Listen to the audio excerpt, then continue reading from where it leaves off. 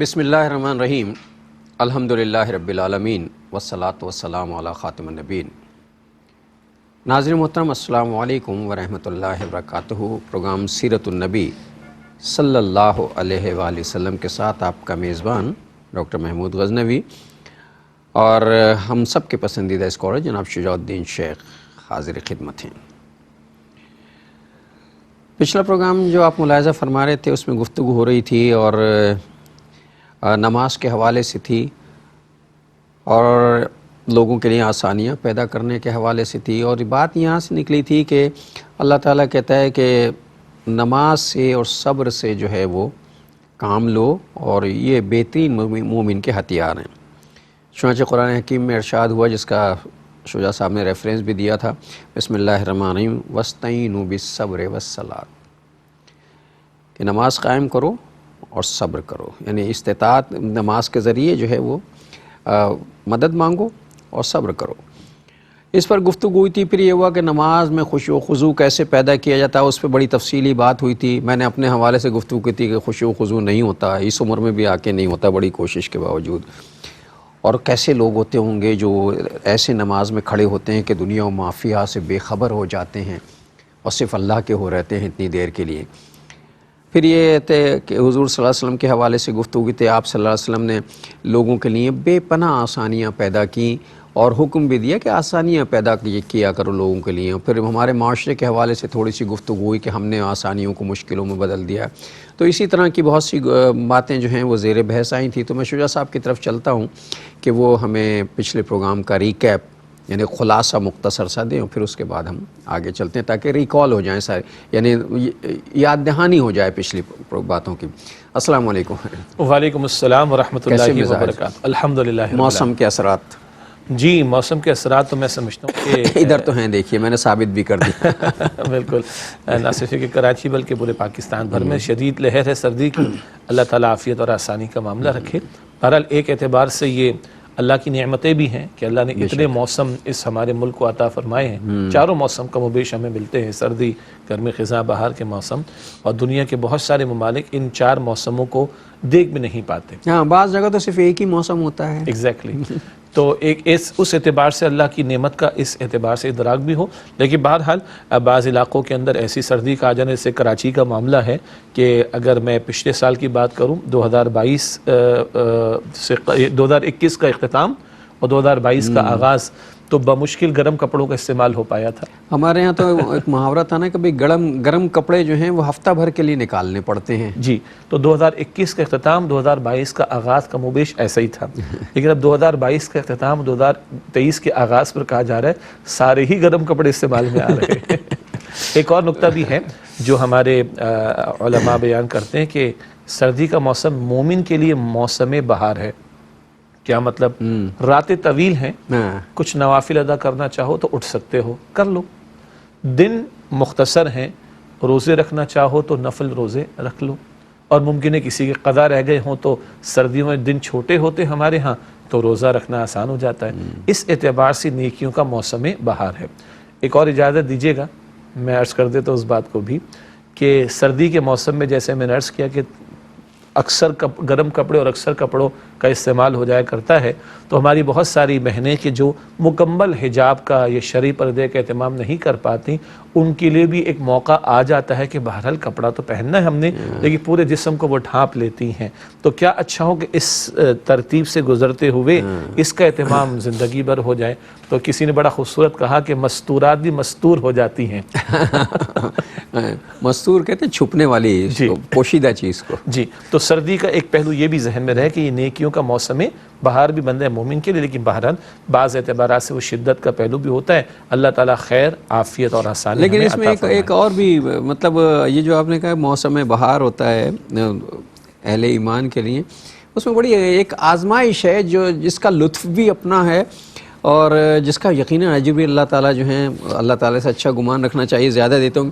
یہ کہ بانتہائی گرم کمبل سے رات کو صبح ٹھنڈے پانی سے اٹھ کے وضو کرنے کے لیے جب آدمی نکلے، ہاں جی، اور جب یک ہواؤں میں وہ نماز کے لیے جائے تو کیا مزہ آتا ہے۔ جی، خزاں ہو کے بہار لا الہ الا اللہ، یہی اسلام ہے۔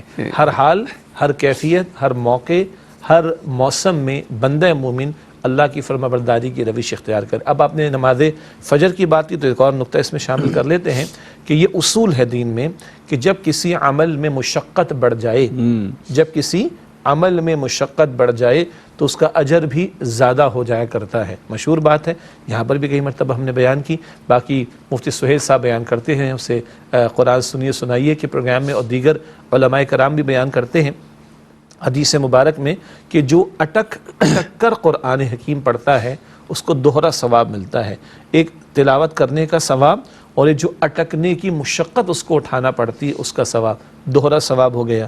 اصول یہاں سے ہی نکلتا ہے جب کسی عمل میں، خواہ آج ہمارے کسی مسلمان بھائی کو چہرے پر داڑھی سجانے کا معاملہ بظاہر تھوڑا مشکل محسوس ہو رہا ہو، آج ہماری کسی بہن یا بیٹی کو سیدہ عائشہ صدیقہ رضی اللہ تعالیٰ عنہ، سیدہ فاطمہ الزہرا رضی اللہ تعالیٰ عنہ کا جو لباس تھا، جو انداز تھا، اس کو اختیار کرنے میں تھوڑا مشقت اٹھانی پڑ جائے، یا جیسے آپ نے نماز فجر کا ذکر فرمایا کہ گرم بستر کو چھوڑنا، ممکن ٹھنڈا ہی پانی دستیاب ہو، پھر سرد ہواؤں میں سے ہو کر باجماعت نماز کے لیے جانے کا معاملہ ہو، تو اللہ سبحانہ وتعالیٰ سے ہمیں پورا یقین رکھنا چاہیے کہ جب یہ مشقت بندہ مومن اٹھائے گا تو اس کا اجر و ثواب بھی بڑھ جائے گا۔ تو یہ تو کمانے کے مواقع ہیں، ہمارے لیے اپارچونیٹیز ہیں، اپنے اجر و ثواب کو بڑھانے کے اعتبار سے بندہ مومن اس کی کوشش کرے، اللہ ہمیں توفیق دے۔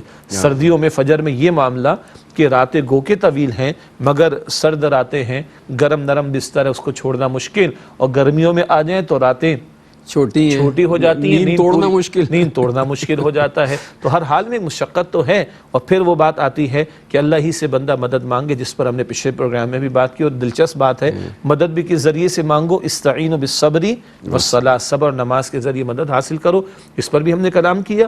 اور مدد کس مقصد کے لیے، یہ بقرہ کی آیت نمبر 153 میں ہے نماز و صبر کا ذکر، البقرہ کی آیت 143 میں امت کا ذکر ہے۔ امت کو امت وسط کیوں بنایا؟ اللہ کے دین کی گواہی پیش کرنے کے لیے۔ یہ دین کی گواہی پیش کرنا کوئی آسان کام تو نہیں، مشقت بھرا کام ہے، اس میں بھی اللہ کی مدد مانگنی ہے صبر اور نماز کے ذریعے۔ پھر ہم نے بات کی نماز میں خشوع اور خضوع کے اعتبار سے توجہ کیسے بڑھے گی، اللہ کی ذات کا ادراک ہو، جو تلاوت کر رہے ہیں اس کو سمجھ کے تلاوت کریں، ٹھہر ٹھہر کر تلاوت کریں، وہ رکوع سجود کو اطمینان سے ادا کریں تو انشاءاللہ نمازوں میں بہتری آئے گی۔ پھر ہم نے یہ بات بھی جانی کہ اللہ کا دین بڑا آسان ہے۔ اللہ تعالیٰ قرآن پاک میں رمضان اور اس کے روزوں کا ذکر فرماتے ہوئے ارشاد فرماتا ہے البقرہ میں آیت نمبر 187 میں کہ یرید اللہ بکم اليسر ولا یرید بکم العسر، اللہ تعالیٰ آسانی فرمانا چاہتا ہے، مشکل فرمانا نہیں چاہتا۔ سال میں 1 مہینے کے روزے فرض قرار دیے، پورے سال کے روزے فرض قرار نہیں دیے، نماز دن میں 5 وقت کہی ہے، ہر وقت نہیں کہی ہے، آسانی دی ہے۔ اور اللہ کے نبی علیہ السلام نے بھی ارشاد فرمایا کہ اب دین یسر، دین آسان ہے۔ اس پر ہم نے تفصیلی کلام کیا، اور ایک آخری بات مجھے یاد آ رہی کہ ہم نے یہ کی تھی، آسانیاں وہ آسانیاں جو اللہ تعالیٰ نے عطا فرمائیں، جو اللہ کے رسول علیہ السلام نے عطا فرمائیں۔ اپنی من چاہی باتوں کو ہم دین نہ کہیں، اللہ اور اللہ کے رسول نے جو آسانیاں عطا فرمائیں ان سے استفادہ کرنا چاہیے۔ تو یہ گفتگو ہماری پچھلے پروگرام میں ہوئی تھی جس میں آسانیاں پیدا کرنے کے بارے میں بات ہوئی تھی، اور آسانیاں پیدا کرنے کے بارے میں بھی یہ شجاع صاحب نے جو آخری جملہ کہا یہ بڑا قابل غور ہے اور بڑا لمحہ فکریہ ہے کہ آسانیاں صرف اتنی آسانیاں جتنی اللہ نے اور اللہ کے رسول نے کی ہیں۔ ہم نے جو آسانیاں اپنی پیدا کی ہیں نا، اور جنہیں ہم آسانیاں سمجھ رہے ہیں وہ آسانیاں نہیں ہیں، وہ دراصل میں وہ طوق ہیں جو ہم نے اپنے گلے میں ڈال رکھے ہیں، جن کا تذکرہ پچھلے پروگرام میں ہوا بھی تھا کہ اللہ تعالیٰ نے قرآن میں بھی کہا اور رسول اللہ نے بھی کہا کہ وہ تم نے جو اپنے گلوں میں طوق ڈال رکھے ہیں، رسول اللہ نے فرمایا کہ وہ طوق میں اتارنے آیا ہوں سارے کے سارے۔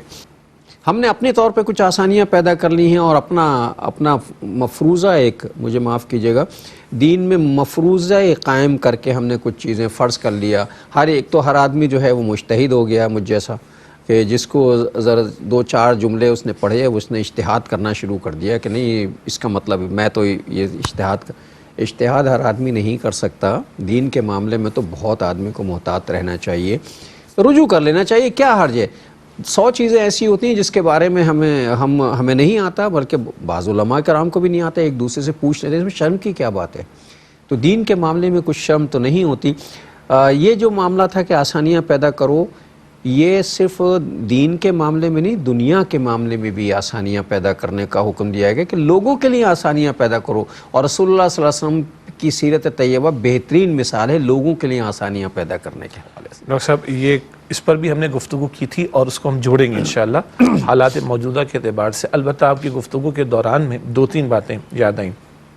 ایک دفعہ ہم مسقط میں گئے تھے، مسقط میں گئے تو وہاں پہ کسی صاحب سے گفتگو ہوئی، اور یہ جو آسانی والا پہلو، مرضی والا پہلو، میں والا پہلو، تو انہیں بڑے خوبصورت انداز میں ایک بات کہی، بھئی دیکھیے بہت سارے ائمہ گزرے، اللہ ان کے درجات بلند فرمائے، بہت پیارے ائمہ گزرے، امام ابو حنیفہ رحمۃ اللہ علیہ، امام مالک رحمۃ اللہ علیہ، امام شافعی رحمۃ اللہ علیہ، امام احمد بن حنبل رحمۃ اللہ علیہ، امام مرزی، امام فلاں، امام فلاں۔ میں نے کہا ایک منٹ، امام ابو حنیفہ، امام مالک، امام شافعی، امام احمد بن حنبل رحمۃ اللہ علیہ مجمعین ٹھیک، یہ امام مرزی کون ہے؟ کہا بعض لوگ کہتے ہیں جو میرا دل چاہے گا میری مرضی، میری مرضی، امام مرضی میری مرضی۔ ہاں تو یہ ہے گڑبڑ۔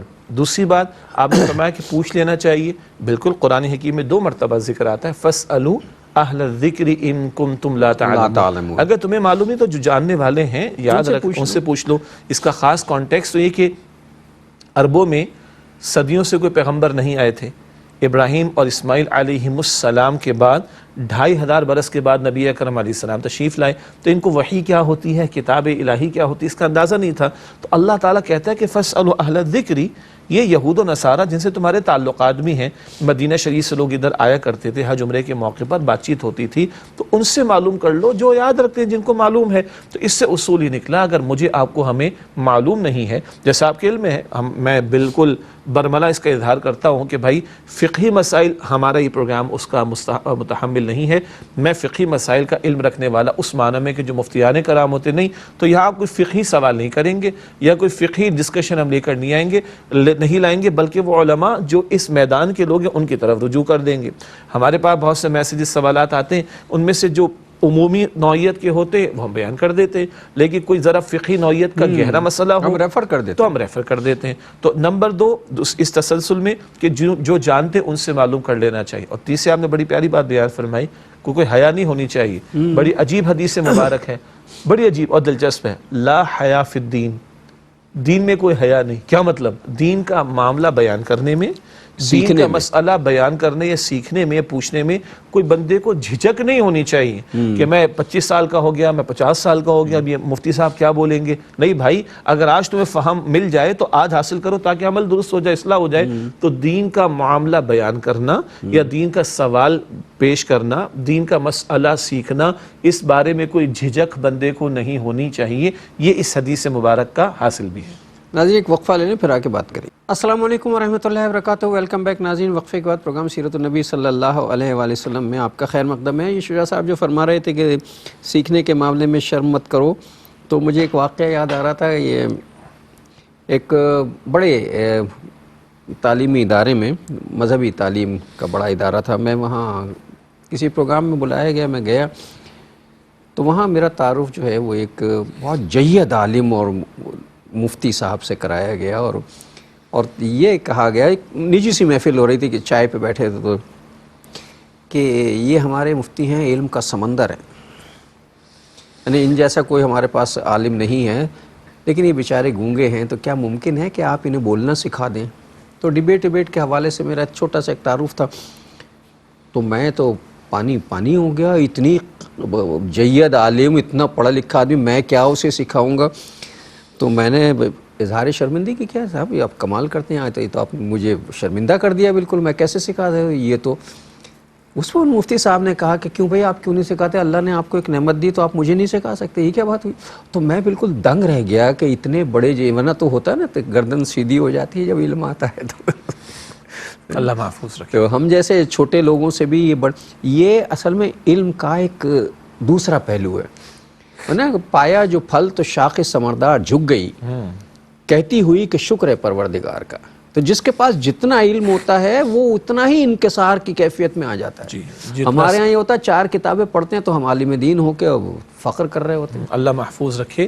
یعنی صاحب علم کے واقعتاً صاحب علم ہونے کی کئی شانیں ہیں، ان میں سے ایک شان ہے اس میں جتنا علم ہوگا حلم بڑھتا جائے گا، علم بڑھتا جائے گا، جتنا علم بڑھے گا، علم کا مطلب بردباری ہے، جی، جتنا علم بڑھے گا اتنی عاجزی انکساری بڑھتی چلی جائے گی، جتنا علم بڑھے گا اس کے اندر وسعت قلبی اور وسعت نظری بڑھتی چلی جائے گی، جتنا علم بڑھے گا اتنا اس میں خشیت الہی پیدا ہوتی چلی جائے گی، اور جتنا علم بڑھے گا وہ عمل کے میدان میں بھی واقعتاً اگر علم ہے تو آگے نظر آئے گا، اور جتنا علم بڑھے گا اس میں سخاوت بھی بڑھے گی، وہ تقسیم کرنے والا ہوگا۔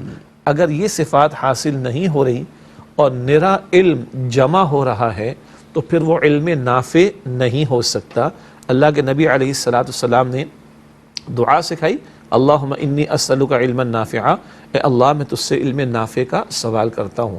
اور آپ نے دعا سکھائی، اللہم انی اعوذ بک من علم لا ينفع، اے اللہ میں تیری پناہ لیتا ہوں اس بات سے، اس علم سے کہ جو نفع دینے والا نہ ہو۔ تو علم بھی سکھائے گا، عاجزی بھی، انکساری بھی، ٹھہراؤ بھی، تحمل بھی، وسعت قلبی بھی، وسعت نظری بھی، اور سخاوت بھی، اور علم بندے کو عمل میں بھی آگے بڑھاتا چلا جائے گا۔ اگر یہ اوصاف میسر آ رہے، اللہ کا شکر ادا کریں، نہیں تو اس کے بارے میں ہمیں فکر مند ہونا چاہیے۔ اصل میں علم کی وسعت جو ہے، یعنی علم جتنا زیادہ حاصل کرتے جاتے ہیں اس میں اگر آدمی اندر سے زندہ ہے تو اسے کمائیگی کا احساس ہوتا رہتا ہے۔ ایک نئی چیز اس کے سامنے آئی، اس نے مزید علم حاصل کیا، یار مجھے تو یہ بھی نہیں آتا تھا، اور اللہ جانے یہ تو بڑی وسیع دنیا، مجھے تو ابھی تو بہت کچھ نہیں آتا۔ آدمی ساری زندگی اسی میں رہتا ہے کہ مجھے تو کچھ نہیں آتا۔ علم جو ہے یہ کمائیگی پیدا کرتا ہے، اور یہی کمائیگی جو ہے یہ آدمی کے آگے بڑھنے، انکسار پیدا کرنے کا ذریعہ بنتی ہے۔ اور ایک بات اور بھی ہوتی ہے، جس کے پاس علم زیادہ ہوتا ہے اس کی زبان کی رفتار کم ہوتی چلی جاتی ہے نا؟ یہ بڑی عجیب بات ہے کہ آدمی گونگا ہوتا چلا جاتا ہے، کیونکہ اسے یہ فکر لگی ہوتی ہے کہ یار اتنا میرے علم میں آیا، اب جو میں گفتگو کر رہا ہوں نہ جانے جو کچھ ہے وہ میرے علم میں نہیں ہے، کہیں میرے منہ سے نہ نکل جائے۔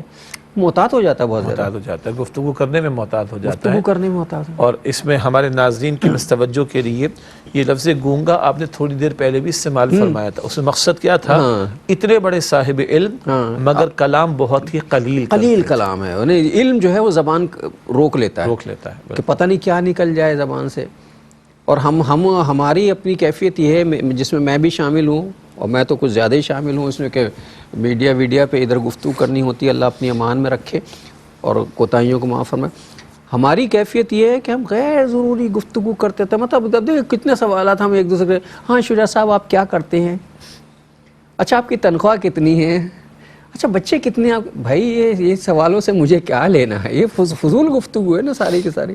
غیر ضروری سوالات، لوگوں کے بارے میں ٹو لگانا، وہ کیا کرتے ہیں، وہ کیوں کرتے ہیں، وہ کیا، یہ ساری فضول باتیں ہیں جس کا ہماری زندگی میں کوئی اثر نہیں۔ اچھا کچھ مذہب کے حوالے سے بھی ہم فضول باتیں کرتے ہیں، یعنی جس کے بارے میں ہم سے کوئی سوال ہی نہیں ہونا، جس کے بارے میں اللہ تعالیٰ کو پوچھنا ہی کچھ نہیں ہے، ہم اس پہ بحثیں کرتے ہیں، اور بحثیں نہیں کرتے بلکہ گروہ کے گروہ بنتے چلے جاتے ہیں بحثیں کرتے کرتے۔ اب اس ساری گفتگو میں بہت سارے پہلو نکل کر آ سکتے ہیں، ٹھیک ہے، ہاں لیکن یہ اس لیے ضروری ہے کہ ہم سمیت سب لوگ اس میں انوالو ہیں معاشرے کے۔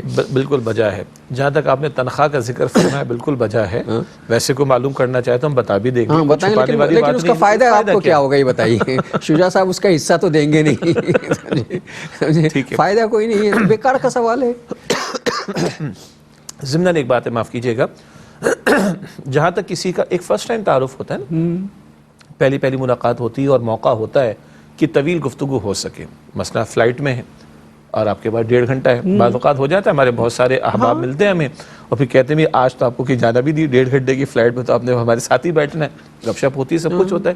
تو کبھی ایسا بھی ہوتا ہے کہ باہمی تعارف میں اولاد کے بارے میں پوچھ لیا جانا، اس میں پازیٹیوٹی بھی ہوتی، اچھا بھائی کتنے بچے ہیں، اچھا کہاں تعلیم حاصل کر رہے ہیں، اس میں یہ نہ پوچھا جائے کہ کتنی فیس والے، لیکن ہو سکتا ہے کہ میں آپ سے یا آپ مجھ سے کوئی فائدہ اٹھائیں۔ پرسنل نوعیت کے معاملات ہیں نا کہ بھئی ہم نہیں بتانا، کچھ چیزیں ایسی جو آدمی بتاتے ہوئے ہچکچاتا ہے، اس سے نہیں پوچھنی چاہیے۔ البتہ اس میں ڈاکٹر صاحب ایک پازیٹیو پہلو ہو سکتا ہے کہ میں آپ کے تجربات سے فائدہ اٹھا کر اپنے بچوں کی تعلیم کے بارے میں کوئی فیصلہ کر سکوں، یا آپ ہم ایک دوسرے کے، جو کوئی بھی ہمارے ساتھ گفتگو میں شریک ہے، ہم ایک دوسرے کے تجربات سے فائدہ اٹھا کر شاید بچوں کی تعلیم کے بارے میں، بچوں کی تربیت کے بارے میں کچھ نو ہاؤ لے سکیں اور اچھا فیصلہ کر سکیں، تجربات سے فائدہ اٹھانا میں سمجھتا ہوں پازیٹیو ہے۔ ایک اور پہلو بھی ہے، ایک پہلو یہ سمجھایا جاتا ہے، اور یہ تو ماشاءاللہ آپ ہم سے زیادہ اچھی طرح جانتے ہیں، کہ اگر میں ایک شخص سے کلام کرتا ہوں تو اس کو سب سے زیادہ لفظ کون سا پسند ہے؟ جو اس کا نام ہوتا ہے، ٹھیک ہے. نام لے کر پکارنے کا اپنا ایک تاثر ہے. اور اگر میں واقعتاً کچھ اس کے قریب ہونا چاہتا ہوں جائز معاملات کے اعتبار سے، دینی تعلق بھی تو ہوتا ہے، ایک دینی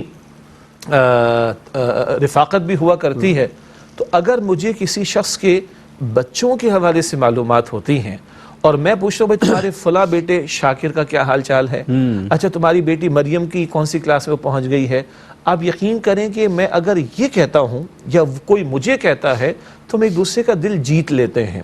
یہ میں اس کو پازیٹیو پہلو سے، کہ جن لوگوں نے دین کا کام کرنا ہے، دعوت دین کا کام کرنا ہے، لوگوں کی اصلاح کا کام کرنا ہے، لوگوں کو اپنے ساتھ ملا کر دین کی خدمت کا کام کرنا ہے، وہاں تو یہ باہمی تعلقات کی مضبوطی شرط لازم ہے.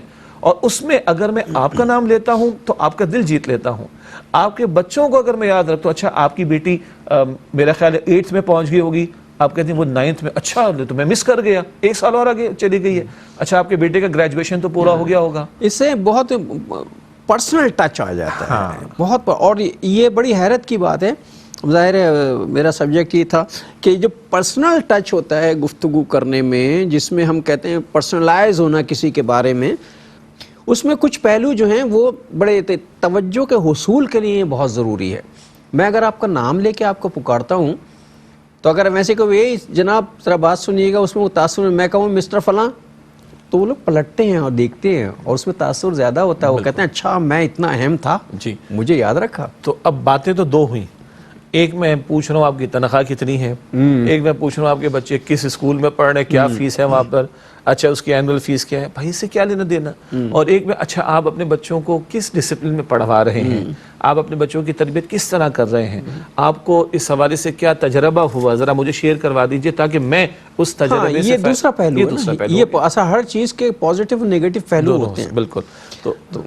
تو یقیناً آپ جو توجہ دلا رہے تھے وہ اس پازیٹیو والی سائٹ پر، باقی تنخواہ پوچھ کر اور اسکول کا نام پوچھ کر اور اس کی فیس پوچھ کر اور آپ نے گاڑی جو ہے نا کتنے کی لی تھی اور آپ کی گاڑی کا آئل کہاں پہ آپ چینج کر، مطلب اس میں بہت سارے پہلو ایسے ہیں جن کو حاجت نہیں. ہاں اکتاہٹ بھی محسوس کرتے ہیں کہ یار یہ کس قسم کی گفتگو جو ہے وہ شروع کر دی ہے. تو اس طرح کی گفتگو کرنے کا فائدہ کوئی نہیں ہے. ہاں گفتگو کی جائے، پازیٹیو گفتگو کی جائے، اور مذہبی حوالے سے دین کے ہم لوگ اس قدر غیر ضروری گفتگو کرتے ہیں اور ایسی بڑی بڑی باتیں ہیں، اور میں نے کہا تھا گروہ در گروہ بٹتے چلے جاتے ہیں، اس کا نقصان ہی ہوتا، فائدہ نہیں ہوتا. ان چیزوں پر وقت ضائع کر رہے ہوتے ہیں جن چیزوں کا ہم سے سوال ہی نہیں کرنا، اللہ تعالیٰ پوچھے گا ہی نہیں ہم سے. وہ تو اس دنیا سے اس کا معاملہ تو اللہ کے دربار میں چلا گیا ہے نا.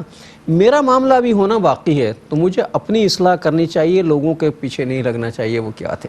اسی طرح کے معاملات میں بعض مرتبہ کچھ لوگ سوالات کرتے ہیں تو بزرگوں نے بڑی اچھی طرح سمجھ، اچھا یہ فلاں کا کیا بنے گا، اچھا وہ فلاں ایک معاملہ ہوا تھا دور صحابہ میں، اس کا کیا ہوگا، اچھا فلاں تابعین کے دور میں بات ہوئی، اچھا فلاں کا یہ مسئلہ تھا. میں اسپیسیفک نام کسی کا نہیں لے رہا ہوں، نام لے ڈالے. کہ بیٹا جب اللہ کے دربار میں ہم اور آپ پیش ہوں گے تو انشاءاللہ تعالی اللہ تعالیٰ ان حضرات کے بارے میں اور ان معاملات کے بارے میں ہم سے نہیں پوچھے گا. اور پہلا سوال کس بارے میں ہوگا قیامت کے دن؟ جی نماز کے بارے میں. تو پکی ہیں نمازیں، دعا کیجئے گا. اچھا اور 5 سوال ہوں گے، حدیث شریف میں آتے ہیں. کون سے ہوں گے حضرت؟ جامع ترمذی کی روایت ہے، زندگی کہاں لگائی، جوانی کہاں کھپائی، مال کہاں سے کمایا، مال کہاں خرچ کیا، اور جو علم حاصل کیا اس پر کتنا عمل کیا. تیاری کیے بیٹا، زندگی، جوانی، کمائی، خرچ اور نہیں. ماں باپ کے حقوق کے بارے میں دعا کیجئے گا. اچھا رزق حلال کے بارے میں فکر مندی، دعا کیجئے گا. ایسے 20 وہ سوالات کر ڈالے کہ جو لازماً اللہ سبحانہ وتعالیٰ ہم سے پوچھے گا. دعا کیجئے گا کہ بیٹا جن سوالات کے بارے میں اللہ تعالیٰ لازماً پوچھے گا ان کی تیاری تو ہے نہیں، اور تمہارے پاس ہمارے پاس بڑا وقت ہے ان سوالات پر بحث کرنے کے لیے جو ہزاروں سال پرانے ہیں، جن کے بارے میں اللہ تعالیٰ ان سے یقیناً نہیں پوچھے گا. تو کہاں وقت لگا رہے ہو بھائی؟ تو یہ ہے سمجھانے کا انداز. ایک شعر مجھے یاد آ رہا ہے، فضول مباحث، دین کا علم حاصل کرنا ایک بات ہے، دینی مسئلہ معلوم کرنا ایک بات ہے، اور دینی مسئلہ معلوم کرنے میں جھجک بھی نہ ہو. حدیث شریف سنائی جا چکی ہے آج کے پروگرام میں. لیکن فضولیات میں بحث کرنا، اللہ کے نبی صلی اللہ علیہ وسلم نے فرمایا، صحیح مسلم شریف کی روایت ہے کہ تم سے پچھلی امتیں اپنے انبیاء سے اختلافات اور کثرت سوالات کرنے کی وجہ سے ہلاک کی گئی. انبیاء علیہ السلام سے اختلافات اور کثرت سوال کرنے کی وجہ سے ہلاک کی گئی. اچھا، شعر جو یاد آ رہا تھا وہ یہ تھا کہ مذہبی بحث میں نے کبھی کی ہی نہیں، مذہبی بحث میں نے کبھی کی ہی نہیں، فالتو عقل مجھ میں تھی ہی نہیں. تو فالتو عقل شجاع صاحب میں تو تھی نہیں وہ کرتے، اور ہم جو ہیں ہمیں تو چونکہ بولنا ہے بولنا ہے بولنا ہے، لہٰذا ہم یہ ساری فضول باتیں کرتے رہتے ہیں. ایک وقفہ لے کے آ کے بات کرتے ہیں. بسم اللہ الرحمن الرحیم. السلام علیکم ورحمۃ اللہ وبرکاتہ. ویلکم بیک ناظرین. وقفے کے بعد پروگرام سیرت النبی صلی اللہ علیہ وآلہ وسلم میں آپ کا خیر مقدم ہے.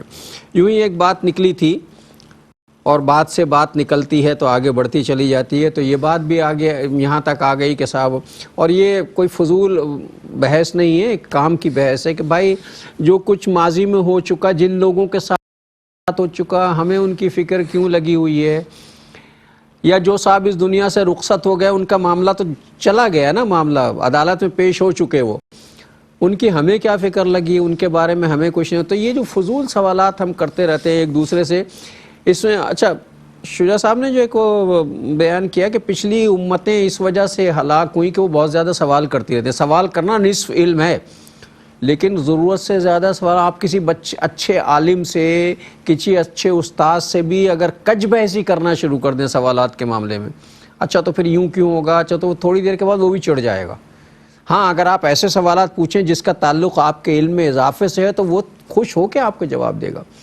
تو نبیوں کے ساتھ کج بحثی کرنا اور ان سے سوالات کرنا، اسی طرح علماء کے ساتھ کج بحثی کرنا، یہ تو خیر بہت دور کی بات ہے. آپس میں کج بحثی کرنا، سوال پہ سوال اتنے کرنا کہ آئندہ وہ آپ سے ملنا نہ چاہے کہ بھئی اس سے نہیں ملنا ہے. سوالات ہوتا ہے. بالکل بالکل. سوالات پہ کچھ بات کر لیتے ہیں. قرآن حکیم میں 6236 آیات ہیں. قرآن حکیم میں 6236 آیات مبارکہ، اور صحابہ کرام کے سوالات پتہ ہے کتنے ہیں؟ 14 کے قریب ہے بس، رضی اللہ عنہ اجمعین. ابھی احادیث کا ذکر بعد میں کروں گا انشاءاللہ. تو قرآن کریم میں صرف 14 سوالات کم و بیش یسألونکا یسألونکا یسألونکا یہ انداز ملتا ہے. ان میں 14 سوالات صحابہ کے ہیں، لیکن سب عمل سے متعلق ہیں. یسألونکا عن الخمر والمیسر، اے نبی صلی اللہ علیہ وسلم شراب و جوئے کے بارے میں سوال کرتے ہیں. پھر اللہ نے تدریجاً احکامات شراب و جوئے کی حرمت کے عطا فرمائے. یسألونکا عن المحیض، حالت حیض کا معاملہ خواتین کو پیش آ جاتا اس کے بارے میں سوال کرتے ہیں. یسألونکا عن الیتامی، اے نبی صلی اللہ علیہ وسلم یہ آپ سے یتیموں کے بارے میں سوال کرتے ہیں.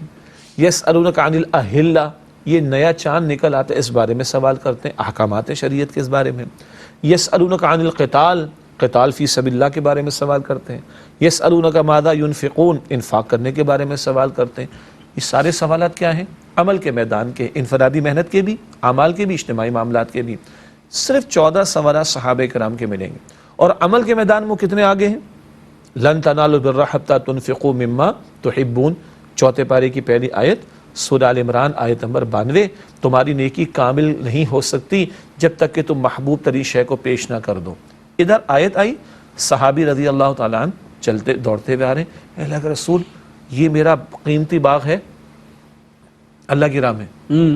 دین اینڈ دیر کوئی سوچنے کا موقع بھی نہیں دیا. بالکل.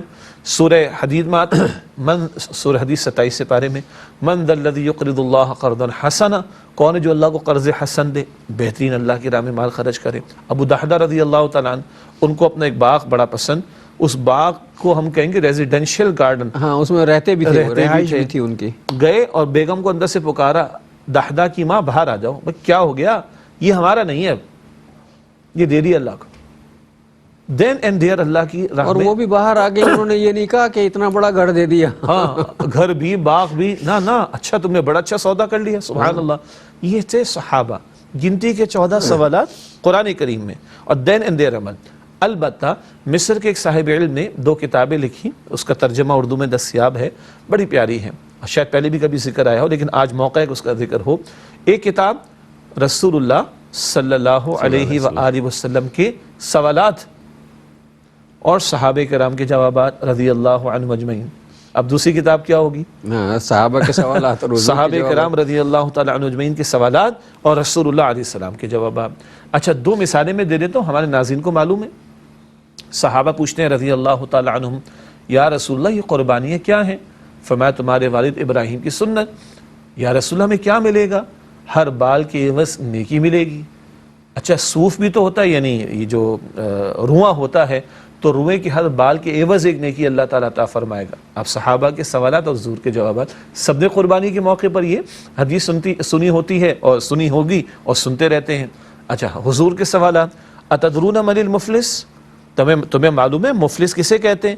یا رسول اللہ ہم تو مفلس اسے سمجھتے ہیں جس کے پاس روپیہ پیسہ نہ ہو۔ کہا نا، میری امت کا مفلس وہ ہوگا جو نماز، زکوٰۃ، روزہ، کئی عبادات لے کر آئے گا، مگر گالی، جھوٹ، غیبت، مال ہڑپ کرنا، یہ ساری کوتاہیاں حقوق العباد کی لائے گا۔ اور کل کیا معاملہ ہوگا؟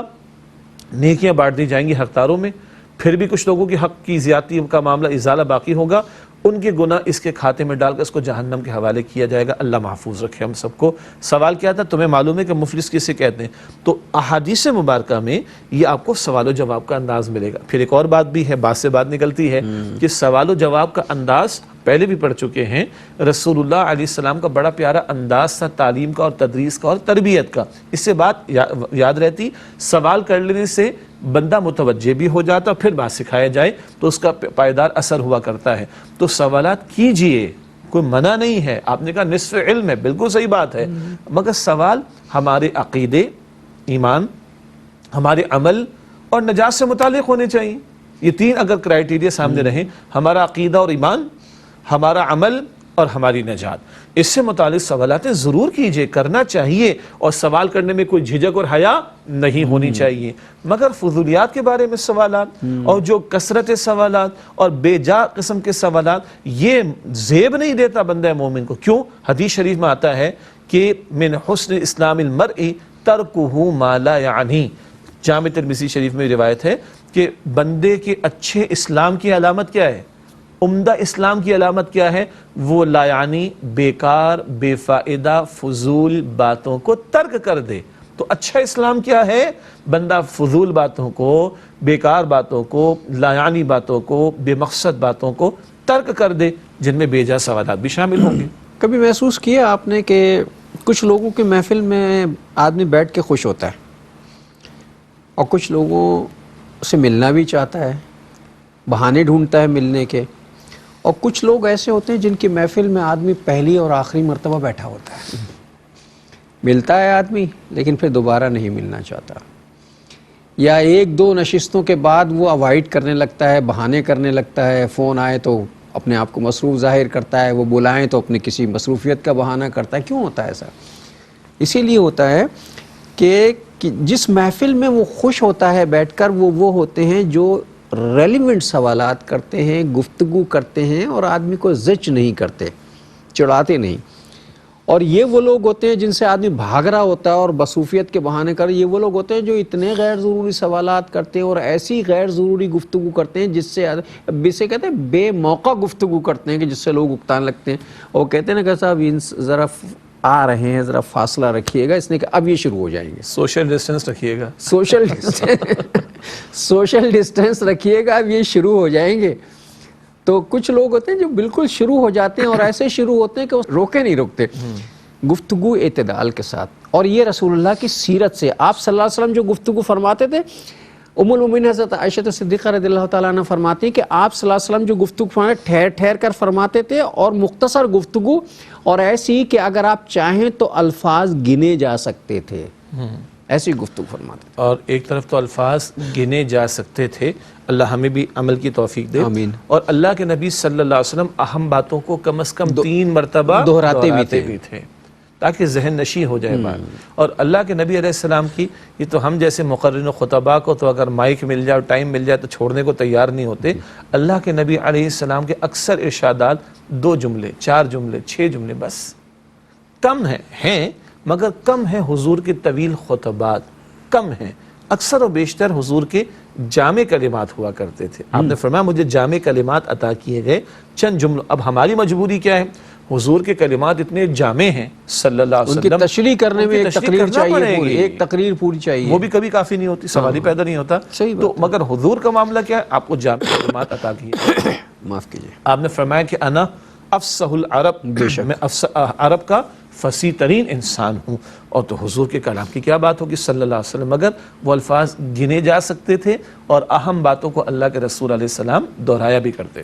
کلام کی خوبی یہی ہے، مختصر، جامع اور بھرپور معنی رکھنے والا ہو۔ یعنی جتنا وہ کہتے ہیں نا کہ صاحب کسی نے، یہ غالباً ابوالکلام آزاد کے حوالے سے ہے، جی ابوالکلام آزاد کے حوالے سے، کہ وہ ان کا الہلال ایک رسالہ نکلتا تھا، تو اس میں وہ اداریے وغیرہ لکھا کرتے تھے اور بڑے لمبے لمبے اداریے لکھتے تھے۔ تو کسی قاری نے ان کو لکھ کے بھیجا کہ حضرت آپ کے اداریے میں بہت پڑھو، بڑے اچھے لگتے ہیں، لیکن آپ سے ایک درخواست ہے کہ ذرا مختصر لکھا کریں۔ اگلی مرتبہ انہوں نے اس میں جواب دیا کہ بھائی آپ کی محبت کا بہت شکریہ، لیکن مختصر لکھنے کے لیے میرے پاس وقت نہیں ہے۔ اب اس کا بالکل متضاد بات ہے نا کہ طویل لکھنے کے لیے وقت ہے، مختصر اس لیے کہ مختصر لکھنے کا مطلب یہ ہے کہ لفظوں کی نشست و برخاست جو ہے، ان کا چناؤ اور ان کی نشست جو ہے، وہ کرنے میں بہت وقت لگتا ہے، اور بہت سے بڑے بڑے ادیب بھی جو ہیں وہ ایک نشست، ایک ہی پہلی فرصت میں یا پہلی خواندگی میں وہ نہیں کر سکتے، نہیں کر پاتے، بہت مشکل ہوتا ہے صحیح بات۔ لفظوں کو جوڑو۔ رسول اللہ صلی اللہ علیہ وسلم کی گفتگو کے آپ اٹھا کے دیکھیے اور کمیونیکیشن کے حوالے سے ایک ایک جملے کا تجزیہ کر کے دیکھیے، آپ حیرت زدہ رہ جائیں گے کہ کس قدر مختصر جملہ ہے اور کس قدر وسیع المعنی اور کتنے مطالب کے اعتبار سے کہاں کا ہے۔ جی، یعنی قیامت آ جائے گی اور نبی اکرم علیہ السلام کی مبارک ارشادات کی تشریحات کا سلسلہ جاری رہے گا۔ آج آپ دیکھیں، ہم یہ سیرت النبی کا پروگرام کر رہے ہیں صلی اللہ علیہ وسلم، ہماری کوئی حیثیت نہیں، ہماری کوئی اوقات نہیں، ہم بس یہ سعادت سمجھتے ہیں کہ چند جملے کہہ کر اس کار خیر کے اندر اپنا حصہ ہم تو اپنا حصہ ڈالنے اپنی کی بخشش کوشش کا کر رہے ہیں۔ سامان کر لیں، مگر قیامت تک سیرت کا بیان جاری رہے گا، قیامت تک نبی مکرم علیہ الصلوۃ والسلام کے مبارک ارشادات کی تشریح کا سلسلہ جاری رہے گا، اور ہر دور میں اس خزانے کے جو حکمت کے پہلو ہیں وہ ہر دور میں نمایاں ہوتے چلے جائیں گے، کھلتے چلے جائیں گے۔ تو قیامت تک بھی ممکن نہیں ہے کہ ان تشریحات کے ذریعے ان جامع کلمات کے مفاہیم کو بیان کر دیا جائے۔ اور ناظرین، اس کے ساتھ ہی ہمارے آج کے پروگرام کا وقت ختم ہو رہا ہے، بات دلچسپ مرحلے میں داخل ہوگی۔ انشاءاللہ اگلے پروگرام میں ہم یہیں سے اپنی گفتگو کا آغاز کریں گے۔ میں شجاع صاحب سے آج کی حدیث ہدیہ کروا دوں۔ نبی اکرم صلی اللہ علیہ وآلہ وسلم نے ارشاد فرمایا کہ من کان یؤمن باللہ والیوم الآخر، جو اللہ تعالیٰ اور آخرت کے دن پر ایمان رکھتا ہو، فلیقل خیرن، اسے چاہیے خیر کی بات کرے، او لیصمت، یا چاہیے کہ خاموش رہے۔ یہ بخاری شریف کی روایت ہے۔ اللہ ہمیں عمل کی توفیق عطا فرمائے، آمین یا رب العالمین۔ اور ناظرین محترم، اس کے ساتھ ہی ہمارے آج کے پروگرام کا وقت ختم ہوا۔ اگلے پروگرام تک کے لیے جناب شجاع الدین شیخ اور اپنے میزبان ڈاکٹر محمود غزنوی کو اجازت دیجیے۔ اللہ نگہبان، والسلام علیکم ورحمۃ اللہ وبرکاتہ۔